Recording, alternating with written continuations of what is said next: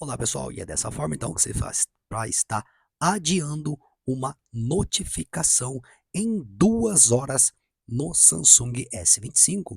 Para fazer isso, painel de configurações, notificações, configurações avançadas. E primeiro você habilite aqui ó, esse botão de adiar, tá ok? Habilitando ele, pessoal, ele vai aparecer aqui ó, nas notificações. Aqui ó, vai aparecer esse sininho indicando que você pode adiar. Então clica sobre ele, vai aparecer algumas opções. Então tem vários períodos. Então vou colocar aqui 2 horas, ó, e coloca em salvar, pessoal.